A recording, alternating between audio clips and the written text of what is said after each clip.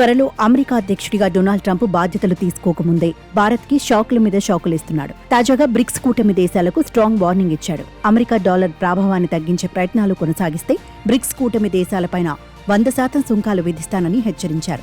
ఆయా దేశాలకు అమెరికా మార్కెట్లోకి ప్రవేశం లేకుండా తలుపులు మూస్తానన్నారు.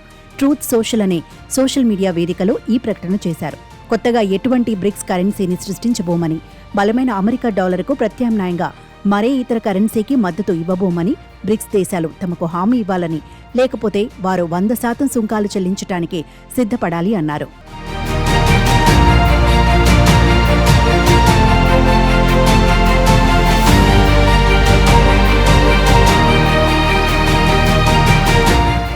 అమెరికా ఆర్థిక వ్యవస్థలో ఎటువంటి అమ్మకాలు జరపకూడదని పేర్కొన్నారు.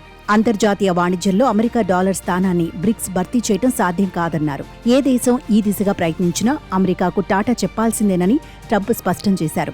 అమెరికా అధ్యక్షుడిగా ఎన్నికైన అనంతరం ట్రంప్ సుంకాల మీద ప్రత్యేక దృష్టి పెట్టారు. అమెరికాలోకి పెద్ద ఎత్తున అక్రమ వలసలకు, డ్రగ్స్ సరఫరాకు మెక్సికో, కెనడా కారణమవుతున్నాయని, ధోరణి మార్చుకోకపోతే వాటి ఎగుమతులపైన 25% సుంకం విధిస్తానని, ఇదే కారణాలతో చైనా మీద 10% సుంకం విధిస్తానని ట్రంప్ ఇటీవలే ప్రకటించారు. ఈ ఏడాది అక్టోబర్లో రష్యాలో జరిగిన బ్రిక్స్ కూటమి సమావేశంలో సభ్య దేశాల మధ్య జరిగే వాణిజ్య లావాదేవీల్లో డాలర్లకు బదులు స్థానిక కరెన్సీలను ఉపయోగించాలన్న ప్రతిపాదన వచ్చింది. ఈ నేపథ్యంలోనే ట్రంప్ తాజా ప్రకటన చేశారు.